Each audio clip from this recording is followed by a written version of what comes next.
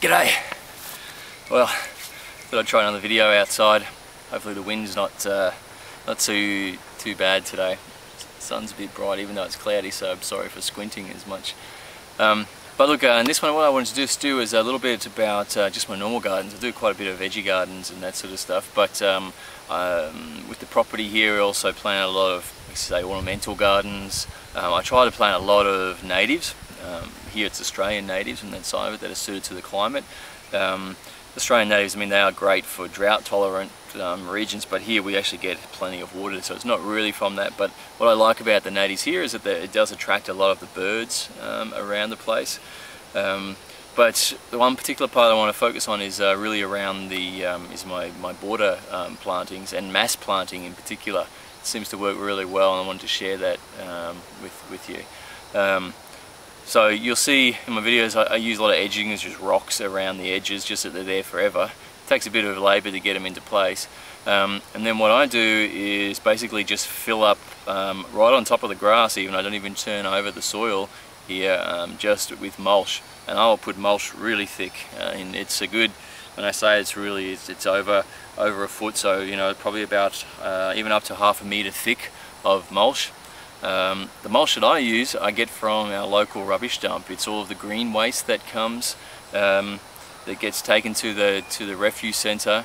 They put it through a big mulching machine. There's piles of it, and for me it works out great. We don't get rubbish collection here, so whilst we try to keep our rubbish to a minimum, we have to take some to the dump. I cart it up there in a trailer, and to make it, I guess, the trip worthwhile, every time I go there for $5 I get a trailer load of mulch, and it's chock-a-block full of mulch, and I bring it back and put it on the garden.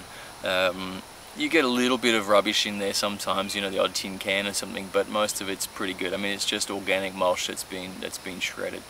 And I pile that on really thick, as I said, up to ½ metre thick.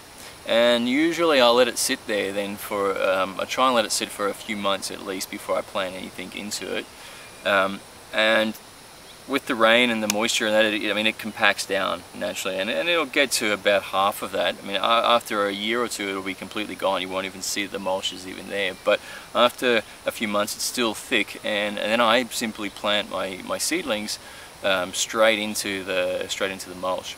I used to put a bit of topsoil or some potting mix or what have you around them, but these days I don't even bother with that. When it comes to natives and stuff, at least, they seem to just thrive on that. They push through the mulch and then into the soil. But when you see the mulch, I mean, after you look at it after a year, I mean, it's turned into soil anyway. It's really great for that side of it. So it's a really easy way of planting. The plants that I'm talking about here I use are all tube stock, so I buy them just in their small little cylindrical tubes that I buy for 50 cents or $1 from wholesale guys. It's a great way when you've got a big property or a small farm like this where you want to buy a lot of plants. I mean, it can be expensive to revegetate areas, so buying tube stock is really the only economical way. And then what I wanted to show you was how I plant them out, because it really helps them thrive, and it's sort of replicating, I guess, a forest in that way, where you've got a lot of trees happening in an area. And let's say in the rainforest, I guess, it's like when a big tree has fallen over and suddenly you've got this big sunny patch that can come in, and there's all the trees at the lower level are suddenly then thriving to shoot to the top and to become the tall dominant species. And that's, I think, what is working here to some extent. But what I'll do is I'll jump behind the camera and hopefully you can see what I'm talking about. Then I'll take you back and show you some of the existing gardens, what it turns out like when I'm finished. So here's just a small portion of the garden that I've just planted out recently. These have probably been in there for a couple of months now, but I've got a variety of plants in here, sort of melaleucas around the front. These are your paperbark type trees, and then over the back these are weeping lily pillies, and then further back are our huge gum trees. Now the gum trees and what have you, you know, native eucalyptus, they will grow up to 25, 30, even 40 meters tall. These are huge trees and they grow really fast here. Then the middle ones that I'm talking about there, the weeping lily pillies, are also a fairly large tree. They'll grow up to 15, 20 meters easy, but they're bigger sort of bush. And then around the front though, the melaleucas and stuff are just your really bushy shrubs, which grow to 2 or 3 meters, but they are the nice filling out type of trees. I've still got a few spaces in here where I plant some more ornamental trees, maybe even a couple of palms later on that side of it, but I like to leave little patches for that. So as the garden grows, you can then fill those up with your flowering trees or what have you. Now, I mean, bear in mind, I'm planting this sector of the garden really as a screen. This is along one of my boundary fences. I mean, my neighbors are kilometers away, but still it's nice to screen off your property boundary so that it's on my side of the boundary, you know, I've got a nice little green oasis I can wander around and without you know, prying eyes.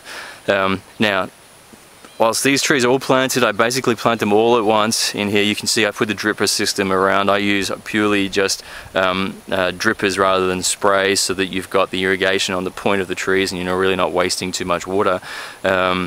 They all grow really rapidly. The trees at the back obviously grow really tall, and then it cascades down as you come towards the front. You can see the mulch that I've sort of got here in the garden. I mean, that's been there now for probably 6 months. You can see on the top it's still sort of dry, but as soon as you turn it over, you know, look, it's just beautiful. It's almost soil in there already. So that's simply all I do, is take the shovel or a fork when I'm planting the tube stock, and I just shove the shovel in, break it a couple of times and pry it open and drop the tube stock in, and then firm it up around it.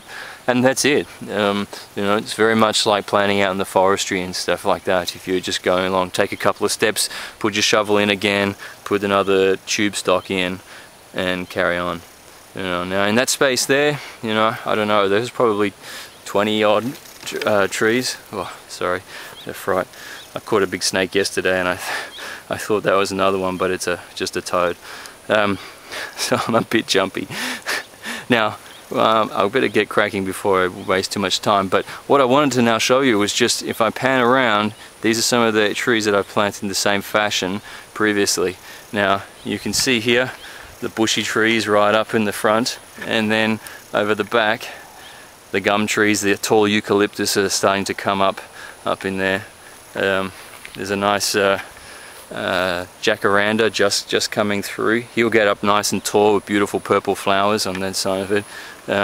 But here are some good examples. Now you can see the bushy area at the front, and up the back are the tall eucalyptus that are coming up, and they'll continue to grow right up high on that side of it. But you end up with this nice bushy hedge around the front, and they were all planted exactly the same time as this new section of the garden is here. Okay, so this mass planting really works great.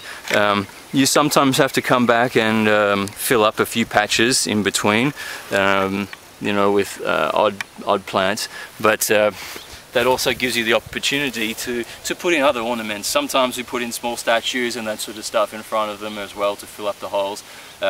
I usually actually leave that for my wife. She's great at planting the small little ornamental flowers, lilies and stuff like that around the front, good for bulbs and things they'll put up, you know. So yeah, so that's just a little bit on mulching, mass planting, using tube stock and what have you, and how it can grow. Those gardens, the tall ones you saw, they're only a year or so old, and they're already 4 or 5 meters tall. So get planting. When you're like me, you've got 30 acres, you know, it's great to just keep planting and put some of that, get the greenery back in here. The dairy farmers cleared it, 20 years ago, and I'm doing my best to get it back to the way it was again. Cool, thanks for watching.